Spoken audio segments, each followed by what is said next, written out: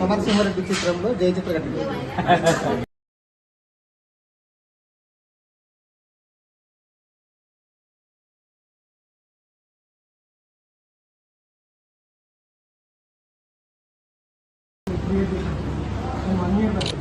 ఎందుకు పెట్టారు ఆ పేరు?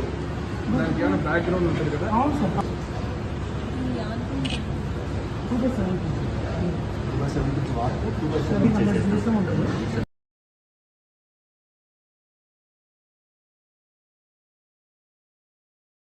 ఇంటికి చేరుతుందో అనేది ఫస్ట్ ఆయన ఆలోచించారు.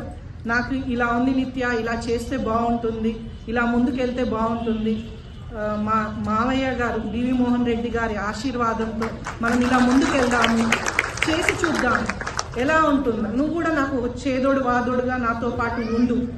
నాకు ఉంది, వస్తానండి, మహిళలే కదా, నేను కూడా సమస్యలు చాలా విన్నాను. ఈసారి నేను మీ పక్కనే కూర్చొని విని నా వరకు నేనేం చేయగలుగుతాను మీ అందరికీ చేదోడు వాదోడుగా. మీ సమస్యలకి, చేనేతలకి ఏ సమస్య వచ్చినా నేను కూడా ముందుంటానండి, మీతో చేయి పట్టుకొని నేను ముందుకు వస్తానని చెప్పి ఈరోజు ఇక్కడ రావడం జరిగింది.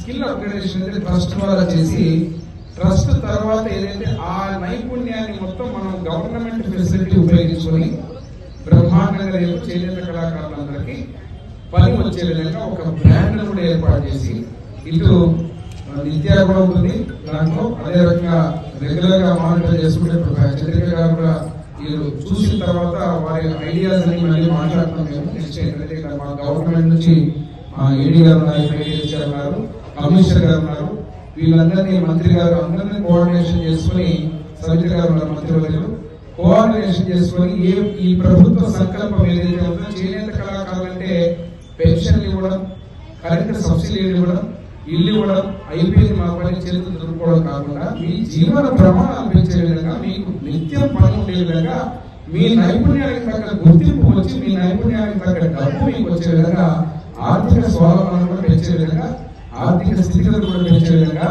ముఖ్యమంత్రి గారు చెప్తున్నారు. విమెన్ ఆంటర్‌ప్రెన్యూర్ ఏంటి, ఆడకూతురు, ఇప్పుడు వాళ్ళు చెప్పినట్టుగా ఇంటికి ఆడకూతురు అంటే ప్రతి ఆడకూతురు ఒక్కొక్క ఇంటి నుంచి ఒక గొప్ప వ్యాపారవేత్తగా చేయాలనేదే ఈ ప్రభుత్వ సంకల్పం. దాంట్లో భాగంగానే ఈ కార్యక్రమాన్ని ఇది మొట్టమొదటిగా నాంది పడుతుంది టెక్స్టైల్ పార్క్ విషయంలో ఈ యొక్క స్కిల్ అప్గ్రేడేషన్ తెలియజేస్తూ, ఇక్కడికి వచ్చిన మీ అందరికీ పేరు పేరు ధన్యవాదాలు తెలుపుతూ ఇక్కడ నుంచి వెంటనే